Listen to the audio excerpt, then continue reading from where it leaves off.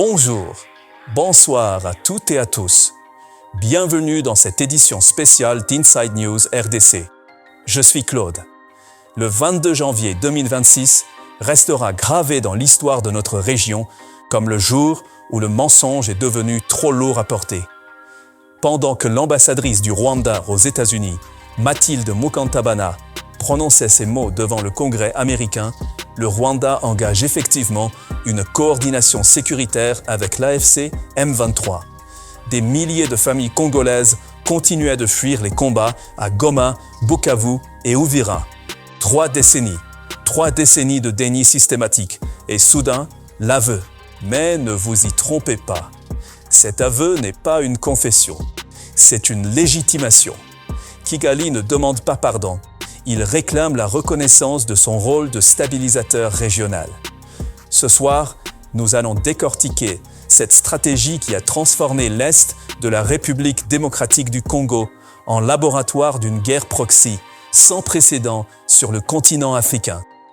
Nous allons remonter le fil de 28 années d'architecture militaire où les mêmes visages, les mêmes officiers, les mêmes intérêts ont simplement changé d'étiquette. RCD hier, CNDP ensuite, N23 aujourd'hui. La thèse que nous défendons ce soir est simple mais dévastatrice. Le Rwanda n'a jamais quitté le Congo depuis 1998. Il a juste appris à mieux emballer sa présence.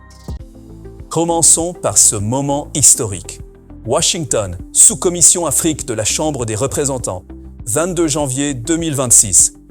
Le représentant Chris Smith, connu pour son engagement sur les droits humains dans la région des Grands Lacs, préside une audition sur les accords de Washington signés 6 semaines plus tôt.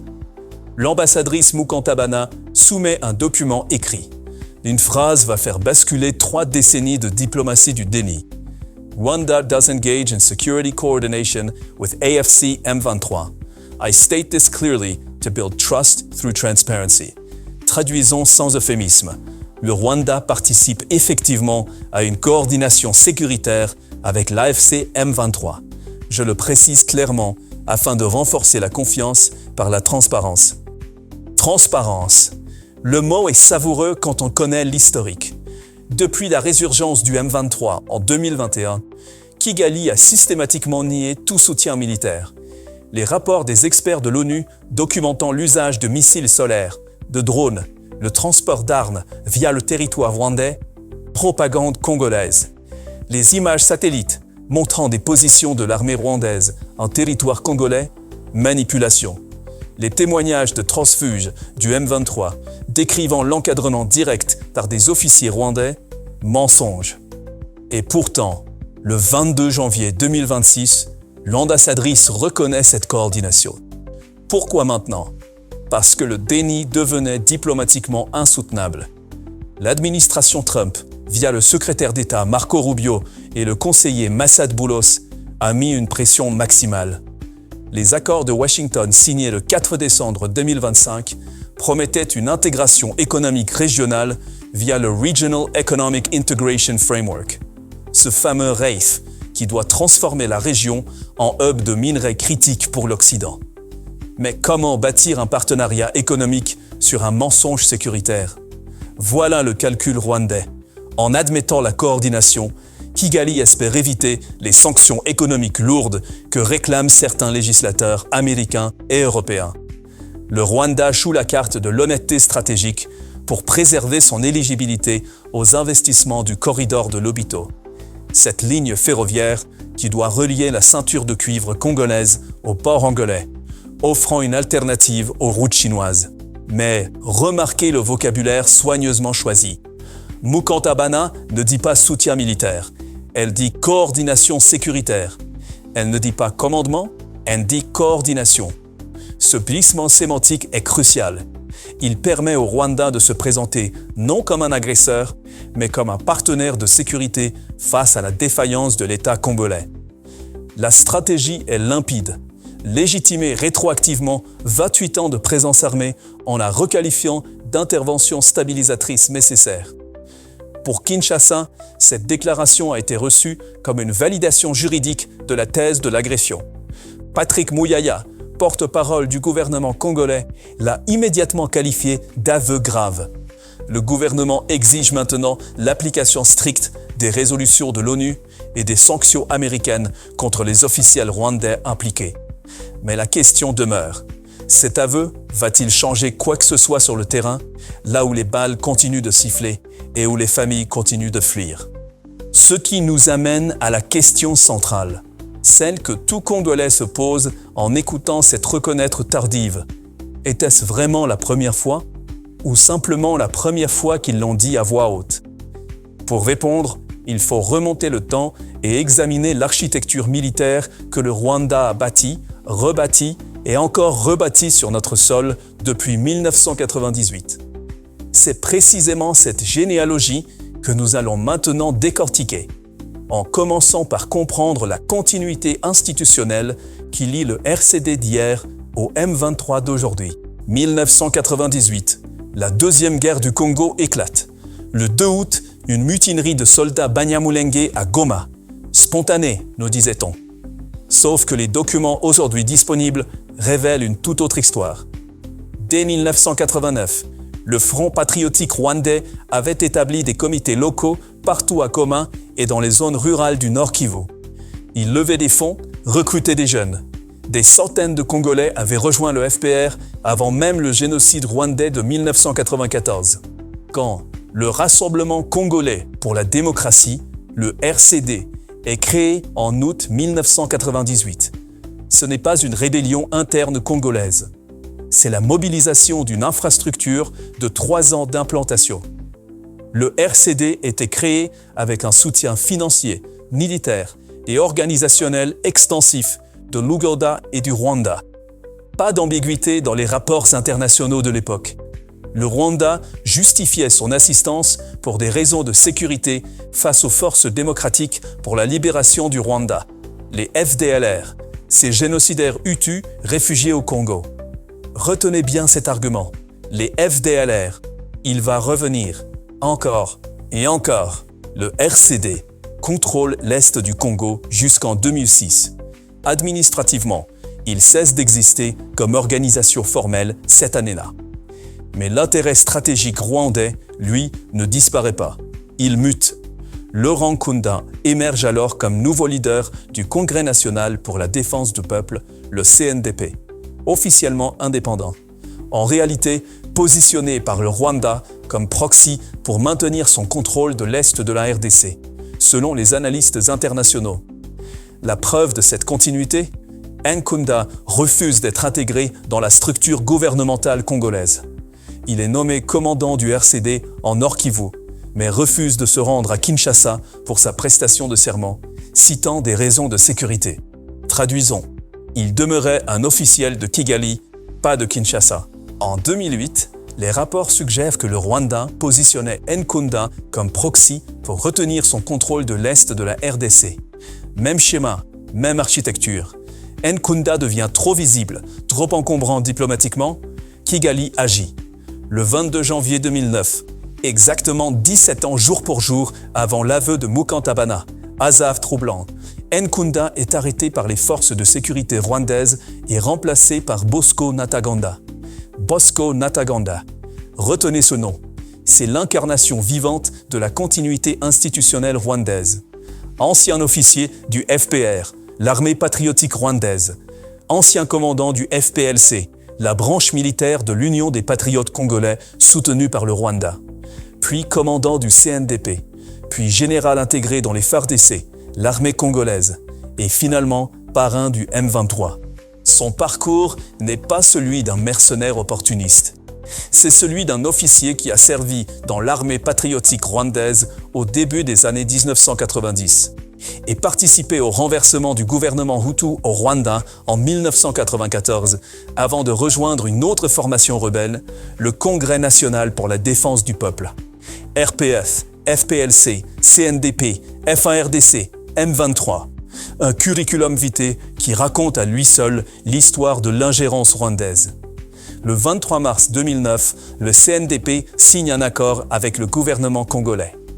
il se transforme officiellement en parti politique et ses combattants sont intégrés dans l'armée congolaise. Victoire de la paix? Pas exactement. Les forces rwandaises et congolaises lancent alors l'opération Umoja Wetu, déployant environ 4000 soldats rwandais en RDC orientale pour combattre les FDLR. Voilà le mécanisme. L'opération conjointe permet aux officiers ex-CNDP d'être intégrés dans la FARDC tout en maintenant une chaîne de commandement parallèle. Les rapports sont explicites. Bien que le CNDP soit officiellement censé se réintégrer dans la structure gouvernementale centrale congolaise, l'intégration du mouvement dans la FARDC ne prévoyait pas d'établir l'autorité de l'État sur l'est du Congo, car le CNDP maintint une administration parallèle et une chaîne de commandement militaire dans de vastes portions du Nord Kivu. Ntaganda, nommé général dans la FARDC, acquitte une position instrumentale de chef d'état-major dans les opérations contre les FDLR. Techniquement intégré, mais en pratique, Ntaganda créa une chaîne de commandement parallèle au Nord Kivu et Sud Kivu, ce qui énervait considérablement l'état-major de la FARDC. Ces troupes Tutsi évitaient de se mélanger à d'autres éléments de l'armée nationale. Un État dans l'État. Voilà ce que le Rwanda avait construit. Pas une rébellion temporaire, mais une infrastructure permanente. Puis vient 2012. Ntaganda sent la pression monter concernant ses crimes de guerre documentés. La Cour pénale internationale le recherche.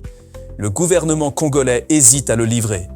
Alors, en avril 2012, les ex-combattants du CNDP, intégrés dans la FARDC, mutinent. Ils créent le mouvement du 23 mars, en référence à la date de l'accord de 2009 qu'ils accusent Kinshasa de ne pas avoir respecté. Mais écoutez bien les rapports du groupe d'experts de l'ONU de 2012. Ils documentent des preuves écrasantes que le Rwanda a directement assisté à la création de M23 par le transport d'armes et de soldats via le territoire rwandais. Des officiers rwandais seniors ont été directement impliqués dans la mobilisation de chefs politiques, de bailleurs de fonds et de jeunes pour M23. Laurent Nkunda, bien qu'en résidence surveillée à Kigali depuis 2009, a aussi été un mobilisateur clé du M23, appelant des officiers ex-CNDP à convaincre les autres de rejoindre la nouvelle rébellion. Le colonel Sultani Makenga, qui deviendra commandant militaire du M23, illustre parfaitement cette continuité. Il avait atteint le rang de major en 2005 dans le RCD. Il rejoint le CNDP quand Kunda commence à attirer des partisans. En 2007, lors de l'intégration, Makenga, alors commandant de la brigade Bravo, fut mis en charge d'ouvrir une route d'approvisionnement vers le Rwanda via le village de Runyoni, près de la frontière rwandaise. Nommé officier de la FARDC en 2009, il défectionne en mai 2012 pour rejoindre le M23, où il est élevé au rang de général. Même homme, mêmes objectifs, juste une nouvelle étiquette. Cette architecture révèle une vérité incontournable. Nous ne parlons pas de 3 rébellions successives. Nous parlons d'une seule structure institutionnelle qui a subi 3 mutations administratives en 28 ans, conservant à chaque fois l'infrastructure de commandement, le personnel militaire et la justification sécuritaire. Le Rwanda a simplement appris à contourner l'opposition diplomatique internationale en changeant le nom de son proxy tous les 6 ou 7 ans. Mais il y a une autre dimension à cette continuité. Une dimension qui explique pourquoi cette architecture perdure malgré les condamnations internationales. Cette dimension, c'est l'équation économique qui transforme cette guerre en entreprise rentable. Pour comprendre pourquoi le Rwanda ne partira jamais volontairement de l'est du Congo, il faut suivre l'argent. Et l'argent coule des mines de Rubaya vers les coffres de Kigali depuis 3 décennies. Parlons chiffres, parlons cobalt, coltan, or. Parlons de ce qui fait réellement tourner cette machine de guerre depuis 1998. Quand le M23 prend le contrôle de Rubaya en avril 2024, cette zone minière stratégique du Nord Kivu, qui produit la majorité du coltan de la RDC, le groupe établit immédiatement une nouvelle route de transport vers le Rwanda. Le groupe des experts de l'ONU estime que le M23 reçoit approximativement 800 000 $ mensuels de la production et du commerce de minéraux à Roubaïa. 800 000 $ par mois, près de 10 millions de dollars par an, juste pour Roubaïa. Et ce n'est qu'une fraction du système. Le circuit est simple. Extraction artisanale sous supervision du M23, taxation de la production, transport vers le Rwanda où les minerais sont mélangés à la production locale pour masquer leur origine congolaise, puis exportation vers les fonderies asiatiques ou partenaires occidentaux. Le blanchiment est complet. Ce système n'a pas été inventé par le M23. Il existait déjà sous le RCD, sous le CNDP et aujourd'hui sous le M23. Voici le paradoxe savoureux. Pendant que le Rwanda justifie sa présence par la nécessité de combattre les FDLR, cette menace n'a jamais été neutralisée en 32 ans. Pas sous le RCD, pas sous le CNDP, pas sous le M23. Soit le Rwanda est militairement incompétent, ce que personne ne prétend sérieusement. Soit cette menace est trop utile pour être éliminée. Elle justifie la présence permanente. Elle légitime chaque nouvelle mutation du proxy. Elle permet de transformer une guerre de prédation économique en opération de sécurité défensive. L'ambassadrice Mukantabana affirme que cette menace a persisté pendant 3 décennies, atténuée uniquement par les mesures défensives que le Rwanda a maintenues en permanence pour la contrer. Traduisons. Le Rwanda maintient une présence armée via des proxys depuis 3 décennies. Et ces mesures défensives coïncident exactement avec le contrôle des zones minières les plus riches de l'Est du Congo. Quel hasard marquant! Pendant ce temps, la RDC exporte le cobalt brut à 30 $ le kilo et Apple empoche 1 000 $ de marge sur chaque iPhone vendu. Cette différence n'est pas une fatalité, c'est un choix politique. Le Rwanda voisin raffine déjà localement des minerais qu'il ne possède pas sur son territoire. Des minerais congolais, blanchis, transformés en revenus légitimes pour Kigali. Le Regional Economic Integration Framework, ce REIF promis par les accords de Washington, est censé changer cette équation en créant une chaîne de valeur légale RDC-Rwanda-USA avec certification de traçabilité. Sauf que voilà le problème. Pourquoi le Rwanda abandonnerait-il un système qui fonctionne depuis 28 ans, où il contrôle l'extraction, le transport et l'exportation sans partager les revenus avec Kinshasa? Le 21 janvier 2026, un jour avant l'aveu de Mukantabana, le département du Trésor américain impose de nouvelles sanctions contre l'AFC, le M23, Corneille Nangaa et des entités impliquées dans le commerce illicite de minerais à Roubaïa. Le timing n'est pas un hasard. Washington envoie un message clair. L'intégration économique promise par le REIF ne sera accessible que si les circuits illégaux sont démantelés. C'est ce bâton financier qui a probablement forcé l'ambassadrice à jouer la carte de la transparence le lendemain. Mais cette pression américaine soulève une question fondamentale sur les véritables objectifs de Washington dans cette région. Car si les États-Unis s'impliquent soudainement avec autant d'intensité dans un conflit qui dure depuis 3 décennies, ce n'est pas par philanthropie. C'est parce que les enjeux dépassent largement la stabilité régionale et touchent directement à la guerre économique globale contre la Chine. Le 4 décembre 2025, dans les salons feutrés de la Maison-Blanche, le président Donald Trump serre la main de Félix Tshisekedi et de Paul Kagame. Les flashs crépitent.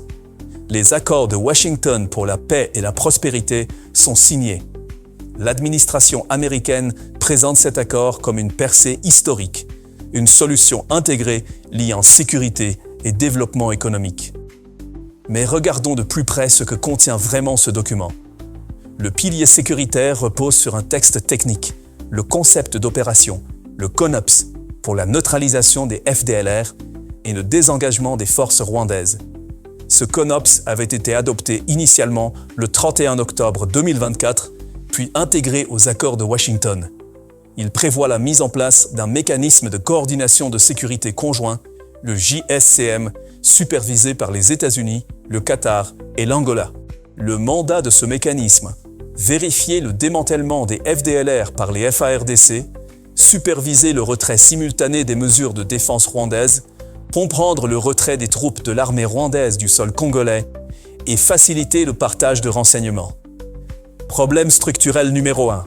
Le M23, acteur principal sur le terrain, n'est pas signataire direct de cet accord interétatique. Bien qu'un accord cadre ait été signé entre la RDC et le M23 à Doha le 15 novembre 2025, l'absence de signature du M23 sur le document final de Washington laisse une marge de manœuvre considérable aux rebelles. La preuve, 6 jours seulement après la signature des accords de Washington, le 10 décembre 2025, le M23 lance une offensive éclair pour capturer Uvira, la deuxième ville du Sud Kivu et un hub portuaire crucial sur le lac Tanganyika. Un camouflet diplomatique direct à l'administration Trump. Sous pression américaine intense, Corneille Nangaa, le chef politique de l'Alliance Fleuve Congo qui chapeaute le M23, annonce le retrait unilatéral de ses troupes d'Uvira le 17 janvier 2026. L'ambassadrice Mukantabana présente ce retrait comme une preuve de bonne foi et de désescalade. Sauf que les rapports de terrain racontent une autre histoire. Le M23 ne s'est pas démobilisé. Il s'est replié sur les hauteurs stratégiques surplombant la ville, gardant Uvira à portée de canon. Un retrait tactique, pas un désengagement réel. Le départ des rebelles a laissé la ville sans police ni armée régulière efficace pendant plusieurs jours, livrant la population au chaos.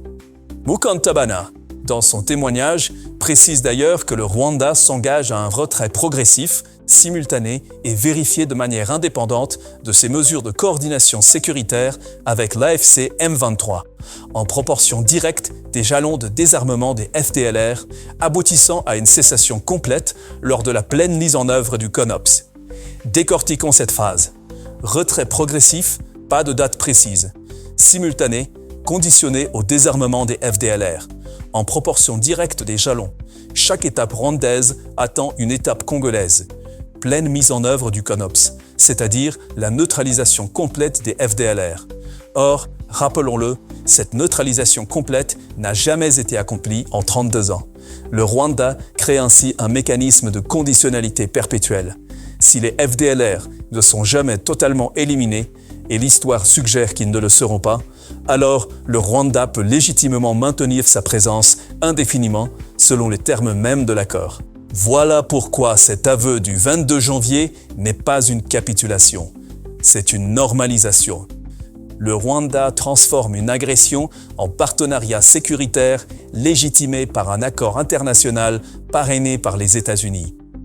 Mais quel est l'intérêt américain dans tout cela ? Pourquoi l'administration Trump investit-elle autant de capital politique dans un conflit africain alors que l'America First suggérait un désengagement ? La réponse tient en quelques mots. Cobalt, lithium, cuivre. Minerais critiques, transition énergétique, guerre économique contre la Chine.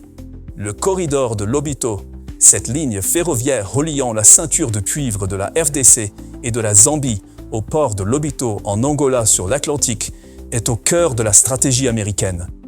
Ce projet vise à offrir une alternative aux routes chinoises qui dominent actuellement l'exportation des minerais africains. Washington veut sécuriser l'approvisionnement occidental en minerais critiques pour les batteries, l'électronique et l'industrie de défense. Le REIF signé à Washington vise à intégrer le Rwanda dans ce circuit légal. L'idée est simple, détacher Kigali de l'économie de contrebande et en faire un partenaire de la chaîne d'approvisionnement occidentale plutôt qu'un perturbateur. Pour que ce plan fonctionne, il faut stabiliser l'Est du Congo. Et pour stabiliser l'Est du Congo, Washington parie sur une alliance pragmatique avec le Rwanda, quitte à légitimer rétroactivement 28 ans d'agression si cela permet de sécuriser les mines. C'est une diplomatie transactionnelle pure. Pas d'idéalisme, pas de défense des droits humains comme principe directeur. Juste un calcul froid. Les minerais congolais valent-ils le prix de fermer les yeux sur les crimes de Kigali ? Pour l'instant, l'administration Trump semble répondre oui. Mais cette réponse n'est pas partagée par tous les partenaires occidentaux. Pendant que Washington joue la carte du pragmatisme, l'Europe s'empêtre dans ses propres contradictions, révélant une cacophonie diplomatique qui affaiblit dramatiquement l'influence occidentale dans la région. Février 2024. La Commission européenne signe un protocole d'accord avec le Rwanda sur les chaînes de valeur des matières premières durables. L'Union européenne veut sécuriser son approvisionnement en minerais critiques pour sa transition énergétique. Le Rwanda, malgré ses réserves minières limitées, devient un partenaire privilégié. Pourquoi ? Parce qu'il exporte massivement du coltan, de l'or, du tungstène. D'où viennent ces minerais ? La question n'est apparemment pas posée. Février 2025, un an plus tard, le Parlement européen adopte une résolution cinglante condamnant l'occupation de Goma par le M23 et exigeant la suspension immédiate du protocole d'accord avec le Rwanda. Les eurodéputés, menés par des figures comme Hilde Woutmans, dénoncent l'hypocrisie consistant à acheter des minerais de sang blanchis par le Rwanda tout en condamnant l'agression russe en Ukraine. Janvier 2026. La résolution est réitérée après la prise d'Uvira. Mais le protocole d'accord reste en vigueur. La Commission européenne défend ce partenariat comme un moyen de sécuriser l'approvisionnement européen et argue que la suspension nuirait aux intérêts économiques de l'Union. Voilà le paradoxe européen. D'un côté, le Parlement, l'organe élu représentant les citoyens européens, condamne fermement. De l'autre, la Commission, l'organe exécutif, poursuit la coopération. Résultat, une cacophonie qui affaiblit toute l'influence européenne. Les eurodéputés ont raison sur le fond. Comment l'Europe peut-elle prétendre défendre un ordre international basé sur les règles en Ukraine, tout en finançant indirectement une agression en RDC via l'achat de minerais blanchis ? L'argument de la Commission, selon lequel nous n'achetons pas de minerais congolais, nous achetons des minerais rwandais, est d'une hypocrisie monumentale. Tout le monde sait que le Rwanda ne produit pas naturellement ces volumes de coltan. Mais la Commission a aussi un point pragmatique. Si l'Europe suspend son partenariat avec le Rwanda, qui va combler le vide ? La Chine, qui ne se pose aucune question éthique sur l'origine des minerais. La Russie, qui cherche à étendre son influence en Afrique. L'Europe se retrouve prise entre ses principes démocratiques et ses intérêts économiques. Cette division interne contraste violemment avec l'approche unifiée américaine. Washington a choisi son camp. Pragmatisme économique, pression tactique pour forcer un semblant de transparence, mais pas de rupture avec Kigali. L'Europe, elle, reste paralysée par ses contradictions internes. Le résultat, c'est Washington qui dicte le tempo. C'est l'administration Trump qui négocie les accords. C'est le Congrès américain qui auditionne l'ambassadrice rwandaise et obtient des aveux. L'Europe assiste, commente, condamne, mais n'agit pas de manière cohérente. Pour la RDC, cette division occidentale est une catastrophe. Kinshasa espérait une pression internationale unifiée contre le Rwanda. Au lieu de cela, elle assiste à une guerre d'influence entre puissances occidentales où ses intérêts deviennent secondaires face aux calculs géopolitiques globaux. Et au centre de ces calculs, une question demeure. Qui contrôle réellement les événements sur le terrain ?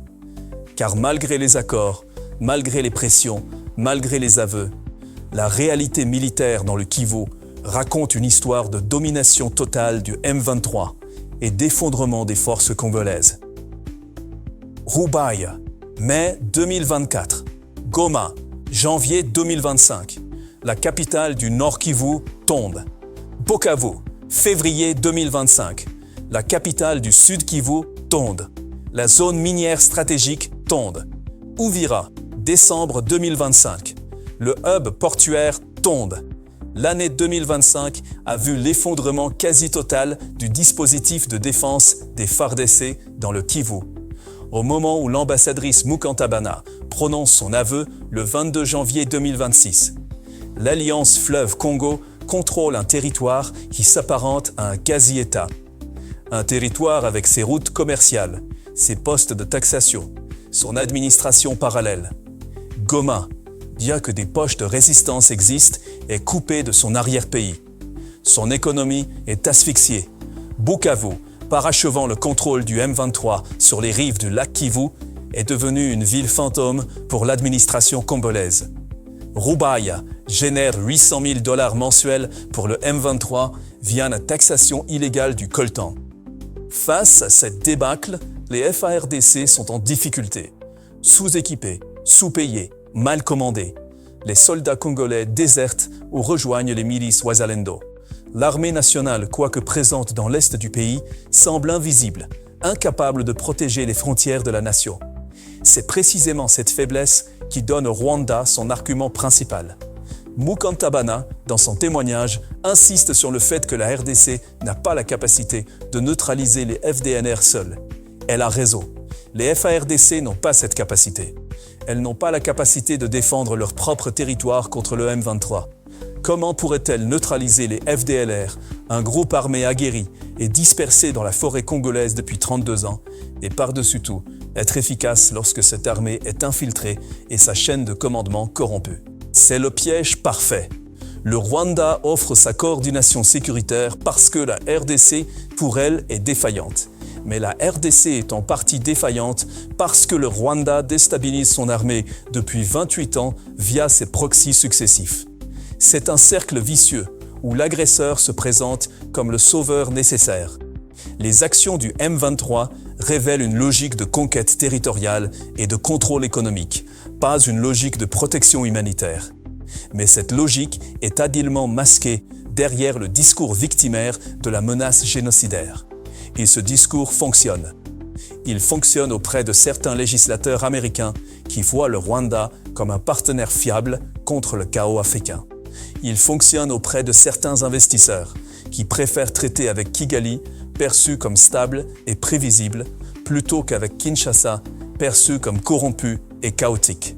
Cette perception est entretenue délibérément. Le Rwanda investit massivement dans sa communication internationale.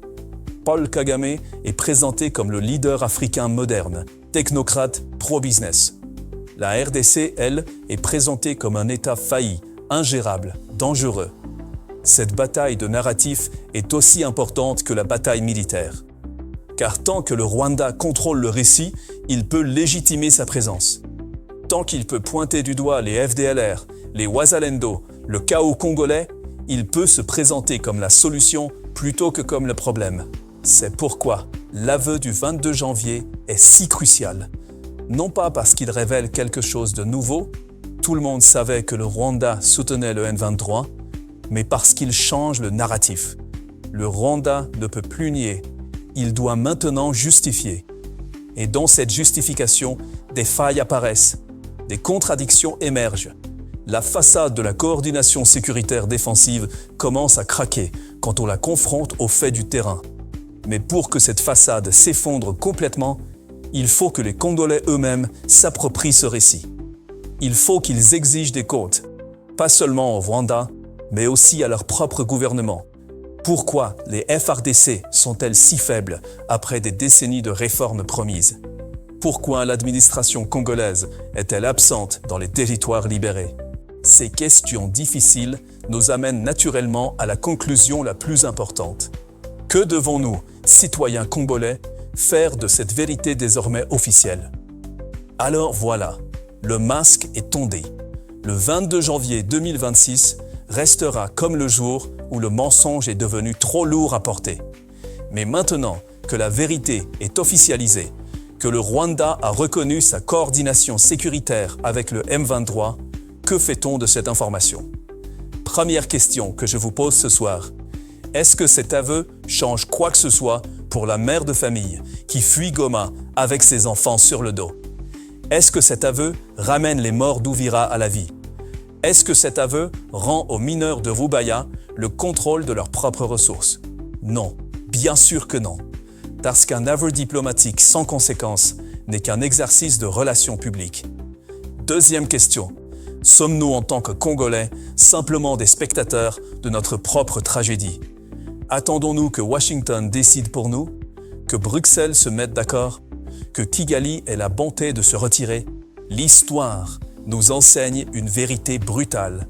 Aucun peuple n'a jamais obtenu sa souveraineté en mendiant la pitié internationale. Les grandes puissances défendent leurs intérêts, pas les nôtres. Washington veut les minerais, Bruxelles veut les minerais, Kigali veut les minerais. Et nous, que voulons-nous? Nous voulons la paix, oui. Nous voulons la stabilité, certainement. Mais voulons-nous ces choses au prix de notre dignité? Au prix de notre souveraineté? Au prix de légitimer 28 ans d'agression en la requalifiant de coordination sécuritaire? Troisième question, la plus difficile. Pourquoi notre armée est-elle si faible? Pourquoi, après des décennies de budget militaire, après des milliards de dollars en assistance internationale, après des programmes de réformes sans fin, les FARDC s'effondrent-elles devant le M23? Cette question dérange. Elle pointe vers nos propres dirigeants. Elle interroge la corruption qui gangrène les structures de défense.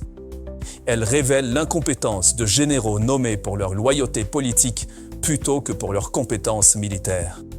Elle expose le détournement des soldes qui laisse les soldats sans munitions, sans nourriture, sans morale. Le Rwanda porte une responsabilité écrasante pour cette guerre. Mais nous, Congolais, portons une responsabilité tout aussi lourde pour l'état de délabrement de nos institutions. On ne peut pas pleurer l'agression étrangère tout en fermant les yeux sur la corruption interne qui la rend possible. Quatrième question. Que pensez-vous des Wazalendo? La défense nationale ne peut pas être confiée à des groupes armés incontrôlés. C'est une leçon que nous aurions dû apprendre depuis les années Maï-Maï. Chaque fois que l'État congolais sous-traite sa sécurité à des milices locales, il perd un peu plus de sa légitimité. Et chaque exaction commise par ces milices offre au Rwanda un nouveau prétexte pour rester.